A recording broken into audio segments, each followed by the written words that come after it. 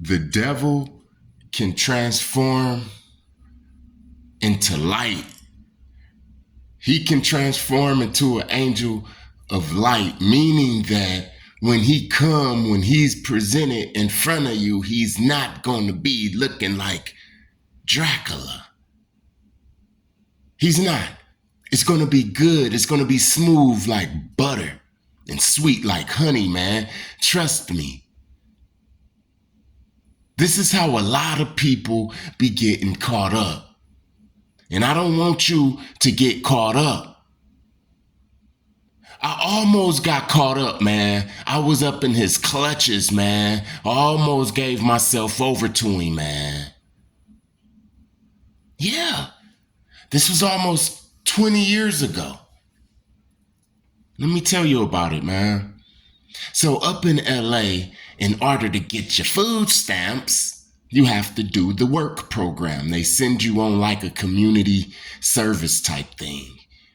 And they sent me to this place where they do AA meetings and different things like that. They have meetings and different things. I was going to be the janitor. I was the janitor. But for about 4 days, we have to work for 4 days. We get the paper signed, and then we bring the paper after the 4 days to our GR worker, get the food stamps, and it's all good. So for these 4 days, I was the janitor inside of this AA meeting place. So I used to bring a backpack, my own lunch, and books. And one of the books I had was The Science of Mind. And I was reading it, and then the supervisor there, he came and he said, "Hey, that book looked interesting. What do you know about that book? What do you know?" So he started picking my brain, and we started having a conversation, and he seen how I think, and he was like, yeah, he wanted me to meet somebody. So I was like, all right, whatever. So the next day I come, he wasn't there. But this one woman came. She was about 6'1". She had a shape like Queen Latifah, if you know what I'm saying, tall, like a little bit of the masculine energy, but still feminine. She kind of looked it like Queen Latifah from the skin tone to the roundness of the face, but except she had long dreads. They was like to the middle of her back. She had beads and the incense smell. She seemed like she was into the ancestors and all of that type of stuff. Hotep all the way, right? She was beautiful. And at that time, I was into the Hotep, the Bobby Hemmett, all of that type of stuff. So it was like a connection. And she asked me the same question around lunchtime when I pulled out the books. She came to me like the supervisor, and she asked me what book I was reading, and then I told her, and we went over the book and all of that. And she said that she wanted to take me somewhere. She invited me. She invited me to this place. And then I was like, cool, I'll go. It was a Wednesday, and Tuesday or Wednesday, it's so long ago, I don't know the exact day, but it was some time between that day and Saturday, because Saturday is the day that she took me. I remember it was a Saturday. She took me.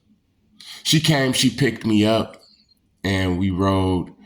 And as we was driving, she was telling me different stuff. She was telling me about this organization that she's in. I'm not going to say the organization, but I'm going to say things in this story that you can go look up yourself, and you will see what this organization is. So we go, and we talking about stuff. We getting deep into the esoteric. We getting to know each other, and she telling me about the organization. She gives me a brochure, and I'm looking over it as she driving, and we going into the Venice area, near Venice, West LA. And we pulled up in the place called the Friendship Center. When we pulled inside the Friendship Center, it was cars there, man. It was the first time I seen a Bentley. It was BMWs, Mercedes Benz. It was all types of different expensive cars. I could tell that it was money up in here. Then we got out, we went in, and the feng shui of everything, the waterfall, the koi fish, the incense, they had a library, they had a chapel where you could get married, and meditation rooms, and all different types of things. You hear me? So I went in there, she introduced me to different people. All the people was smiling, looking happy. They was showing me so much attention. Now I know that was love bombing. But at the time, it was feeling so good, man. I was soaking it up because you got to remember, I was coming from Watts, food stamps, and now a couple of days later, I'm in front of doctors and lawyers and people that associate with Tina Turner. This is a big clue, man. Hint, hint. They associate with people like Tina Turner, man. I realized that when I was there, these were some of the people that can get you through the door, man. And no, I'm not talking about Freemasons. But anyway, we there, and she introduced me to people. I still remember this one guy. He was a black guy. He was a brother. He was young. He was real young, but he go back and forth from here to Japan. He had some contract with Nintendo to where he used to create games and all that. And he was well known. Like, he had his name on the credits of some of these games and stuff that we be playing, right? And he had a sister, and they was just so pure. And then she introduced me to a bodybuilder up there, and this one dude who did some instruments on the DMX album. Like, he got credits on there, and it was all good. I was like, wow, I'm blessed. I'm blessed to be here. It is an honor. And they invited me back and all of that. They gave me a pat on the shoulder. They was all interested in me. I mean, I thought that, I was like a superstar that day. Then when we went out, I ran into this one guy, this white guy. She wasn't there. It was me by myself, this white guy. And he was asking me, we was talking and different things. We wasn't going deep. We was just talking about the organization. And he was asking me, how did I feel about it and all of this? And then she walked up and she introduced us, officially. And this guy name was Bob, and me and all of that type of stuff. We shook hands, and he gave me his card. He was a realtor. He sold houses and all of that throughout LA and Oregon and different places like that. And then I was like, I don't buy houses, but okay. And he was like, nah, just keep it, manifest, all of that, because this is what this group was about, manifesting, right? So I was like, all right.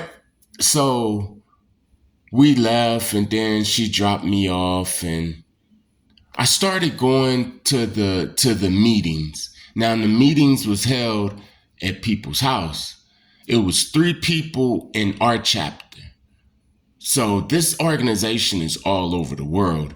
And it's broken down into chapters and cities and states and, different things like that. The one that I was in, that I got introduced to, was and on the east side of southern, the east side of LA.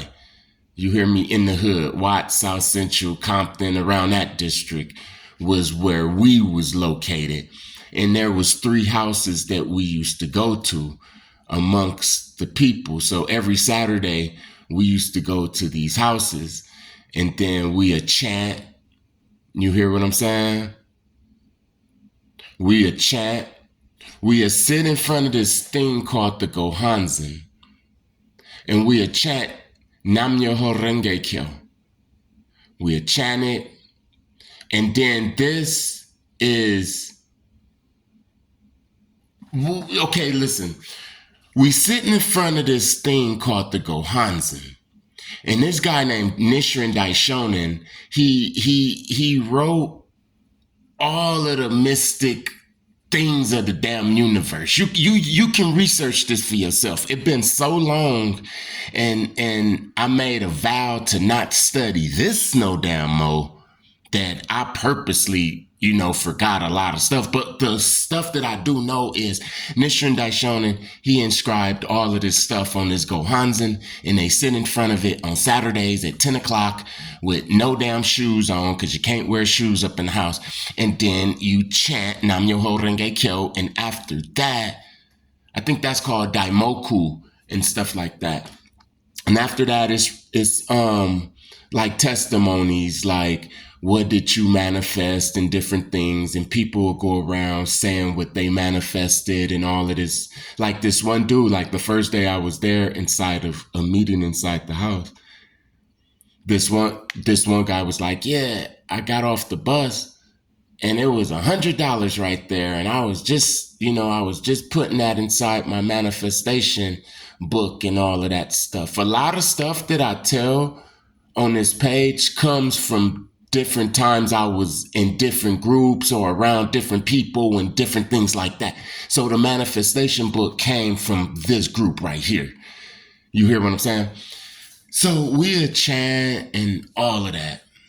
We'll chant, and then I get a lot of calls.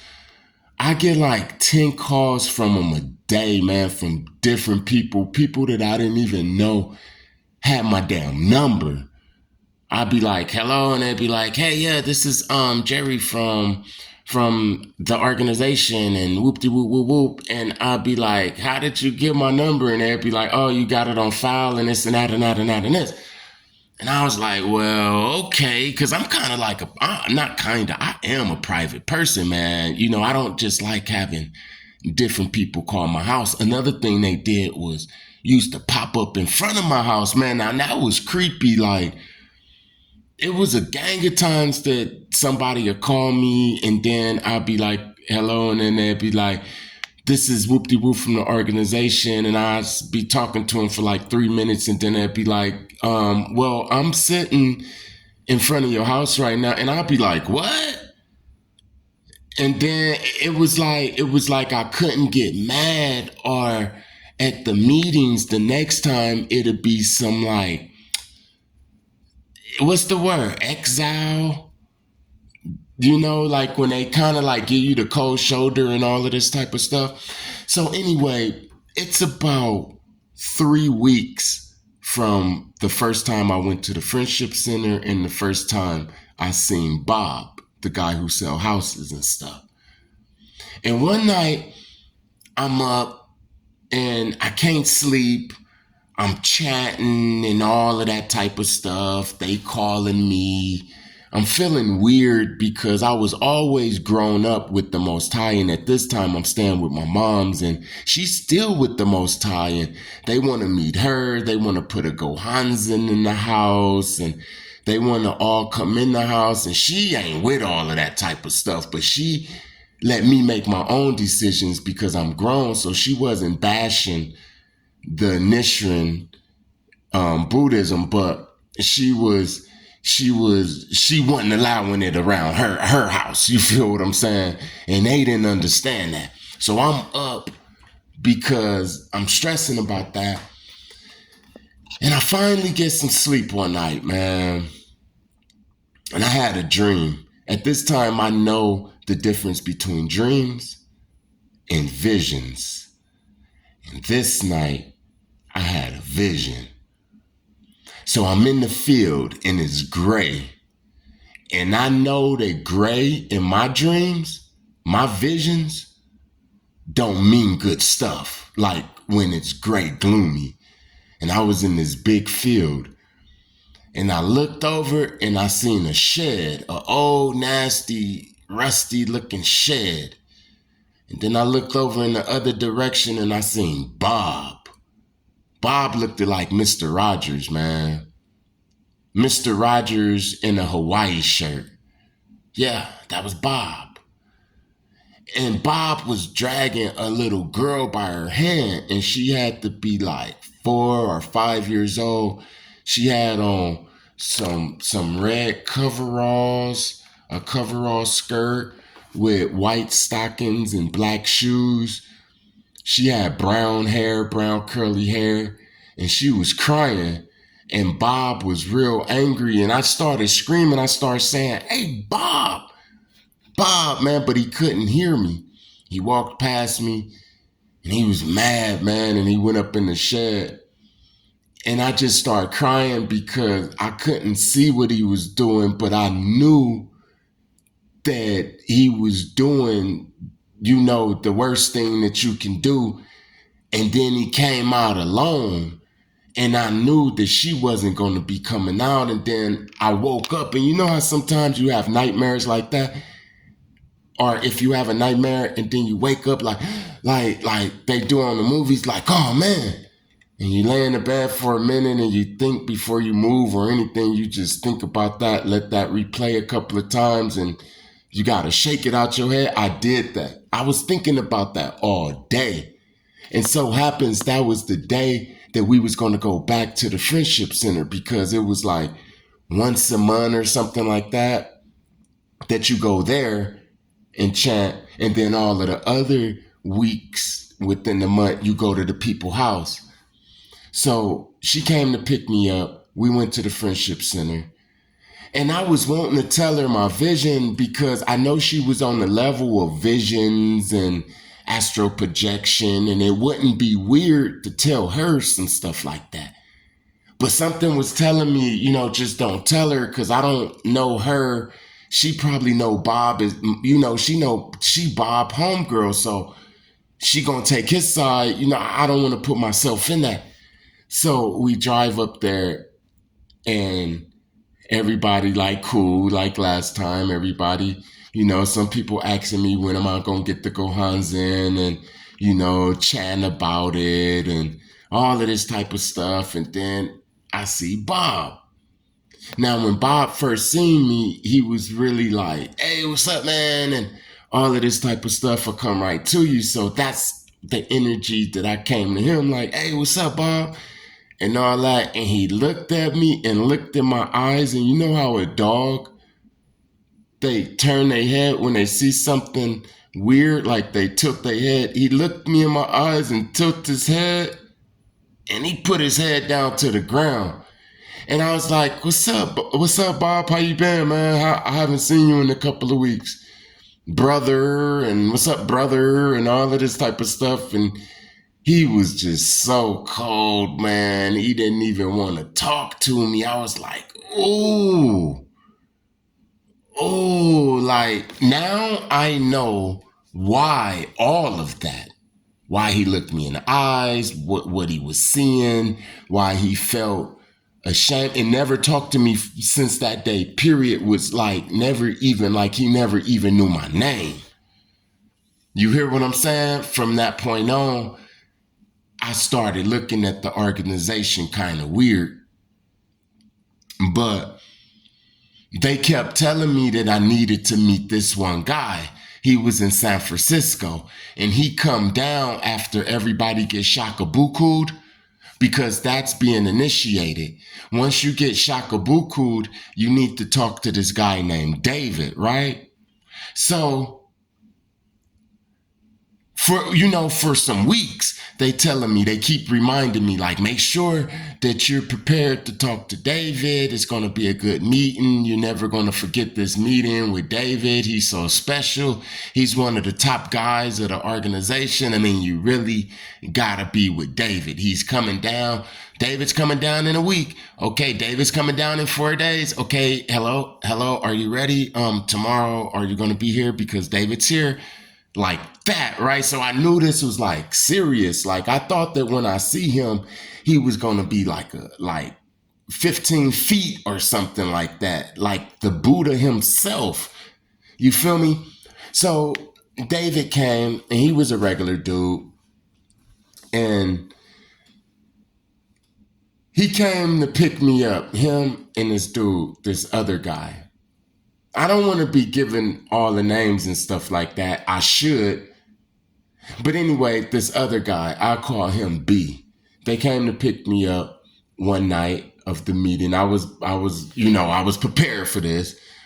And we went to go get something to eat. And immediately when I hopped in his car, a defensive spirit came up over me. And I was like, I don't want nothing from these fools. I don't like these fools. Although I was trying to, get deeper into the organization. I wanted to be a good guy. I mean, I wanted to be rich like these people. So I don't know why I was, building myself up to go against the grain. So we eating. They wanted to buy a lot of good food and stuff. And I was like, hey, I just want some white rice and some water. And they looked at each other and I was like that on that type of time. They was like, what the heck? To each other, like the looks they was giving each other. So we did that and they, we talked a little bit. And then all of a sudden, when we was finished, they asked if I wanted to go to the Friendship Center. It was nighttime. And I was like, yeah, we can go to the Friendship Center and chat. So we hop on the freeway. We going towards Venice, man. We on the freeway. Then all of a sudden, we go in a tunnel, and the guy in the back of me, B, he say something weird, like in the weird language to the dude, David. And when he said that, all of a sudden, the sides of me, the sides of my view, the peripheral vision, it just went away. And now we driving on the freeway and I'm like, it is really a such thing as tunnel vision. And I'm not talking about some metaphorically or not like that. I'm talking about, no, this can really happen to you. I was in tunnel vision after he said them words. And then his voice changed into like a deeper type of voice. And then all I heard was just the sound of the wind, like the wind in the tire on the ground of the car. And it's like I was like real sleepy, like I smoked like a big blunt, man. My eyes was low. And I was just up in the trance, like, and then he was like, it was just the voice in the back of me. And he was like, hey, you know that you're the number one draft pick, right? And I was like, what? And he was like, yeah, this is what it's all about. This is what it's for. This is what we built all of this for you. And I was like, for me? And he was like, yeah, let me prove it to you. What do you want? Do you want bitches? And I was like, bitches? Man, I could get bitches if I want to. But inside of me, I was thinking of all the beautiful women that was in the organization. Now, these women is some of the most beautiful women. You hearing what I'm saying? So they going through my mind. It's like he putting all of them through my mind. He reminded me of that girl that was at the front of the entrance with and the mulatto ones and the Japanese ones and all of the good ones, man, was going through my mind. But out my mouth was saying that I don't need no organization to get no woman. I never had no problem getting no woman. And he was like, what do you want? You want money? And then before I said anything, he said, you're the pick for the next leader of the young males division. You're going to take B's place. But B is the one that's talking to me in the back of the seat.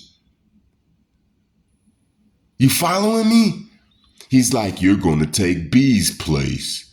Yeah, the young males division is over 2,500 people on the West Coast alone, from 16 years old to 35 years old. I could be wrong with those numbers because it's been so long, but they was like from that age. It comes with a house. It comes with a car like B's. B's got a BMW, don't he? B had a silver BMW.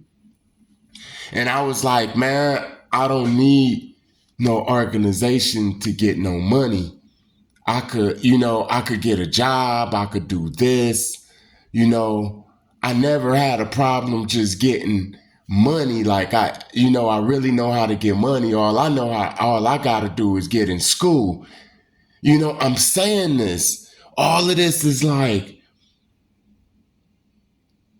in the voice and in the mind all at the same time.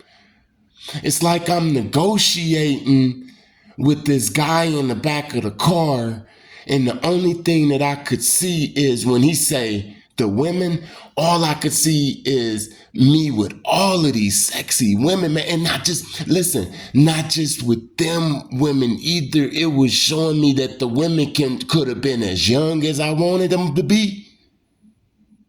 They could have been like guys if I wanted them to be. He was just showing me just images and images in my brain, though, in my head. You hear me? And then when he said money, the young males division, the leader, I got a vision that I was real powerful. I had on a suit. It was people with their legs crossed in the lotus position, and I was giving speeches and stuff, and people was bowing down and crying and all of that. It was all going through my mind all at the same time while we was on the freeway, man. And I couldn't look left or right. It was like I had tunnel vision. And I denied all of that. And inside of me, I was screaming, man. I was like, man, what the hell is you doing? Because I knew that this damn voice was telling the truth. It was showing me all them Bentleys that I was driving by, all of the handshakes from the doctors and the video game. Like, it was like, what do you want? I'll give it to you now, tonight. And I was like, nah, like, I don't want nothing. I don't want nothing. I just kept saying that, like, I don't want nothing. And I started getting mad, like, I don't want nothing. And I realized that in the split second, I realized that I said that so loud that I kind of snapped up out of it. And the driver, David, was like, whoa, whoa. And he was like, you okay? And I'm like, yeah, man, like I'm cool on all that. And he's like, what you talking about? And I'm like, man, you know what I'm talking about. I'm just cool on all that. If we're going to be doing the chatting and all of that, then we cool. If I'm going to get a wife up in here, I can get me a wife. Y'all already said that y'all had jobs. There's a place, a retreat up in Florida and all of this type of stuff. You know what I'm saying? He cut me off like, look, bro. Is it the song that's on the radio that you're talking about? I'm like, you know what just happened, man.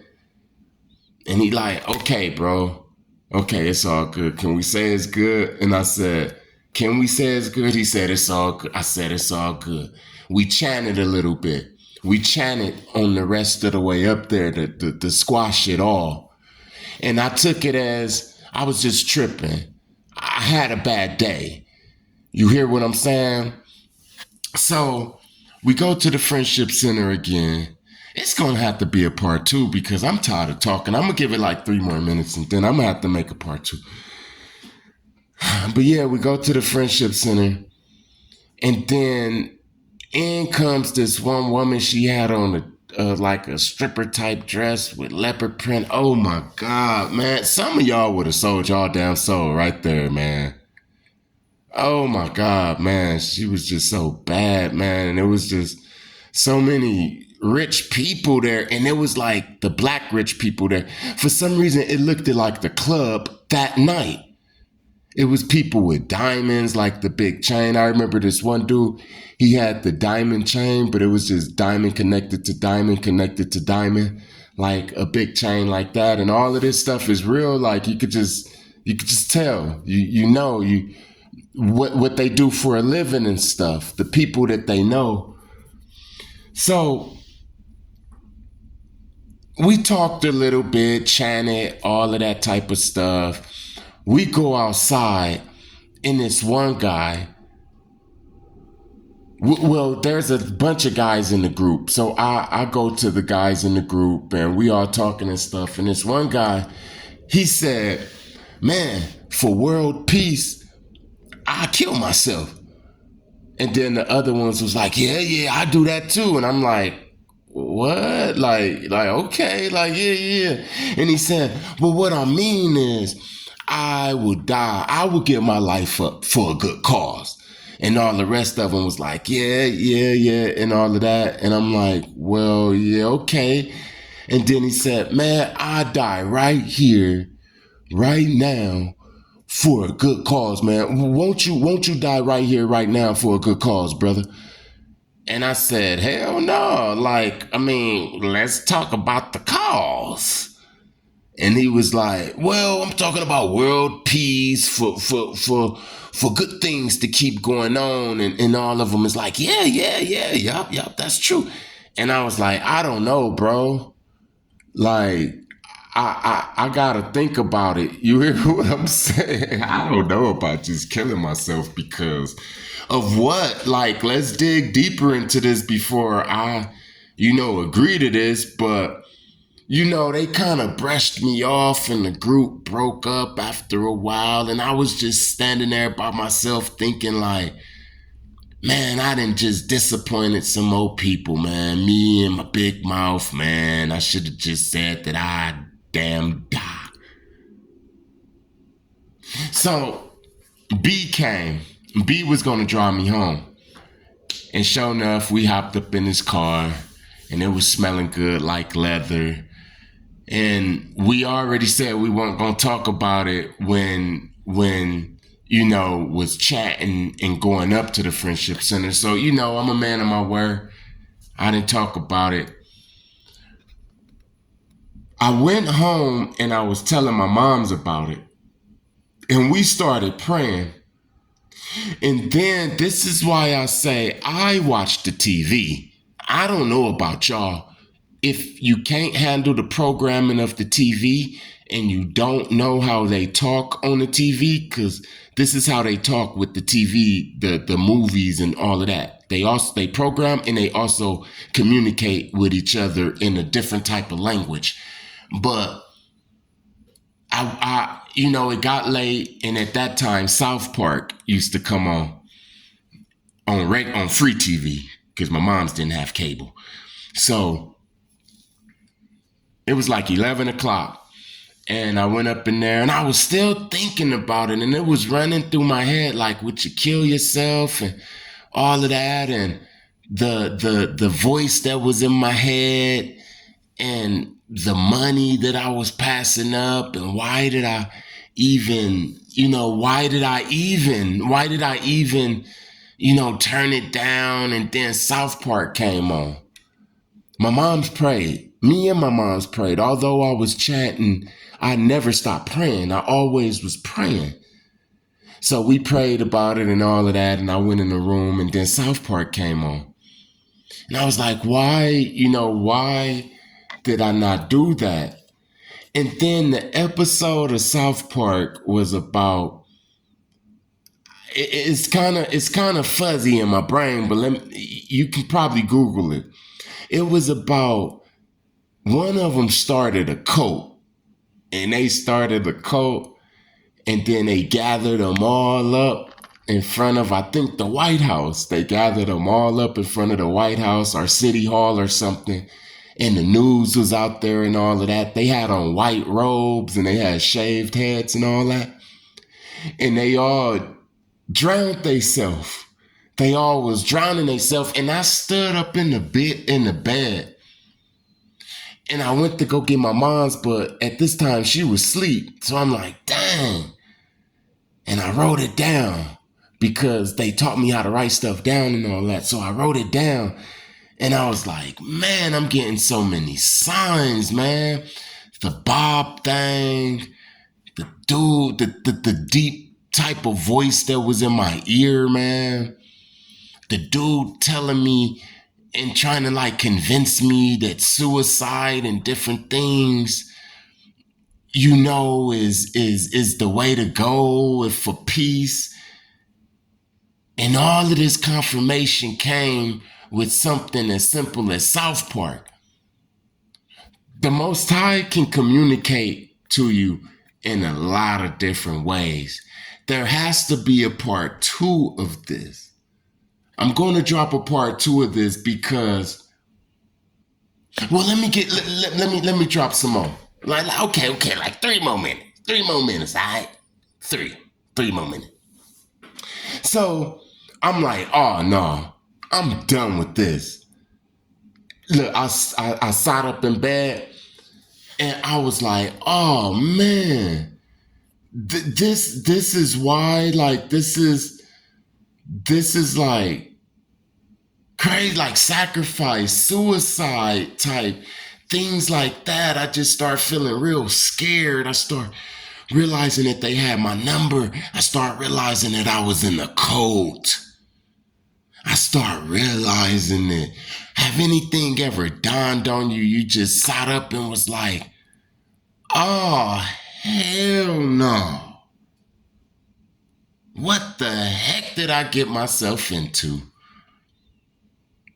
This is probably what Kanika Jenkins felt right before all of that. Like, she probably felt that all throughout the day because I know that people feel weird before that thing happen, or if they get close to that bad thing happening. I got that feeling. I had that feeling all over me. I was so damn terrified, but I couldn't just stop calling. I mean, not picking up the phones or anything. I mean, they'd come straight to you. No, it'd be 50 of them. Listen, I was afraid, man. I started realizing how much power they had. I started realizing what I'm up against if I do even expose this or anything, because now I seen exactly what the hell it is. You hear what I'm saying? So I didn't say nothing. A couple of days later, we had a meeting and David was going to be there. And he was going to lead the meeting. He never led the meeting, but he was going to lead the meeting before he go back up to San Francisco. So I remember that day I came up in there and he had his legs in the lotus position. So I already knew that he was with the business because how flexible his leg was. Like, it's hard for a lot of guys to get into that position, but when you in that position and how he was sitting and all of this type of stuff, you could just tell that he'd been doing this for a long time, just by how he was sitting, and he was looking different. He had his head shaved more. He had different beads on, different ceremonial type of looking dress type stuff on this time. When he picked me up that night, he just had on some sweats and, a sweatshirt and stuff like that. So we all go up in there, and this day, being that I don't care about being in the organization no more, I don't care about impressing them, I got high.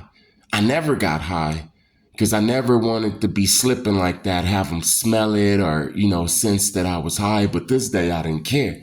I got high. And then we got in the circle around the Gohans and David was leading it. And all of a sudden he just let out this big no. And I just felt it like, damn. Look, have you ever felt the vibration of somebody's voice that it's like an instrument, man? It was so much force behind his voice that I was getting into the position to start chatting because everybody else just be like, Nam yo holding it, you know, and I'm that like that, and you can get into it. But when he said, no,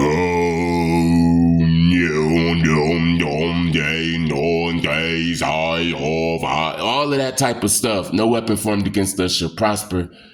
I bind all demons in the name of the Father, the Son, and the Holy Spirit. Like I said, I'm not a professional prayer, but this that I'm telling you was really some stuff right here, right? So he starts saying that, and they start saying that, and I'm trying to keep up with the Nam Yo, because this is kind of like a little different, like.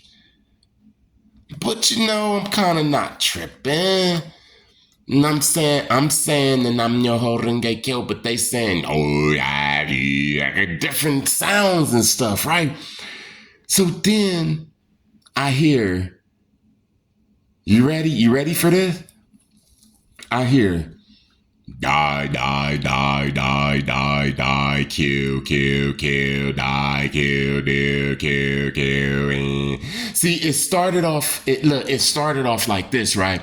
It started off with them saying them little words like whatever. I don't want to keep repeating that stupid stuff. What I'm saying doesn't mean nothing. It doesn't have no weight. You hear what I'm saying? I'm just saying the stuff, but they were saying some stuff. And it was sounding like that though. And it started off like that, then it became a yo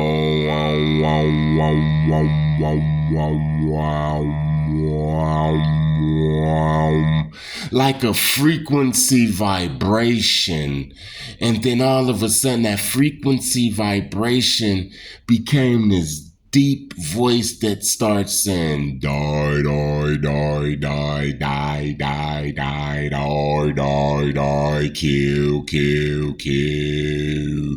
Like that, right? And then I open up my eyes because I'm trying to see where the hell is this coming from. Like, I'm like, is it coming from the sky? Is it coming from my left? Is it coming from my right? Because it's all around me. Is this up and it's down and is it them? So I look at them, and when I look at them, because I never looked at them when I ever chanted, because we chant with our eyes closed and we manifesting and stuff like that.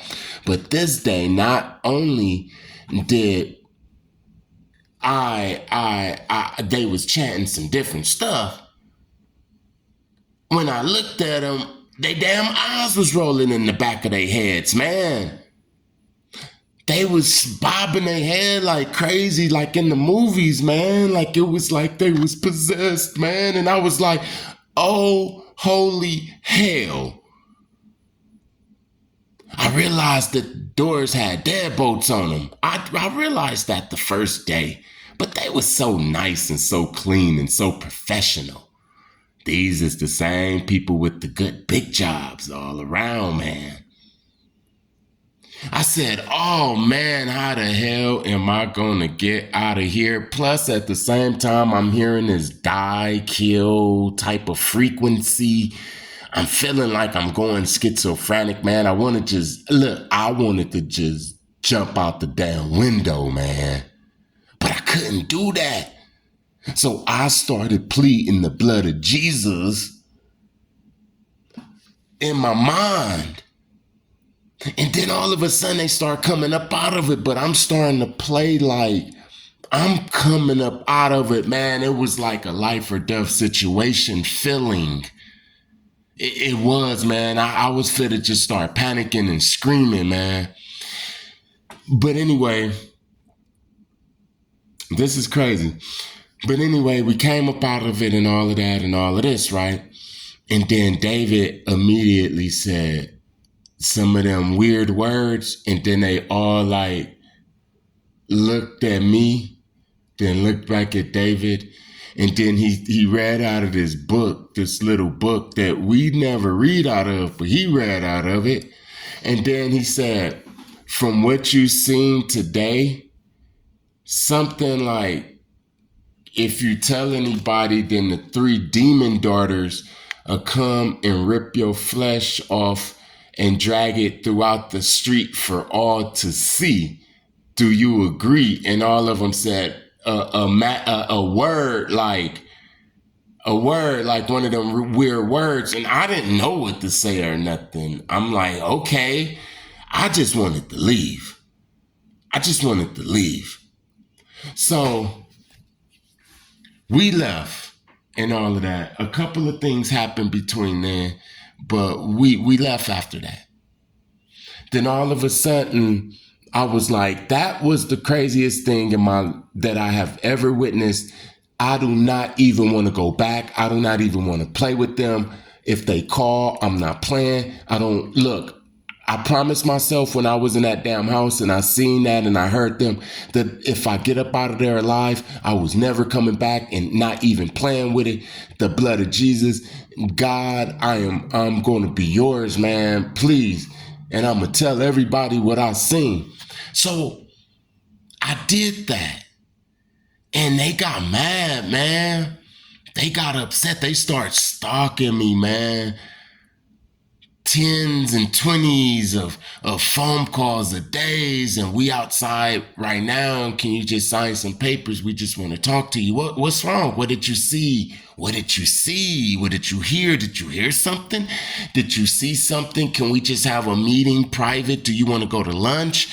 Things like that, right? And I am afraid, but by me telling people, I feel that it's going to expose that these people is Satanists and sacrificial, man. You hear what I'm saying? So a couple of months passed by. I forget about it, and I done told a lot of people, man. And different people gave me different advice, and a lot of people was like, yeah, man, that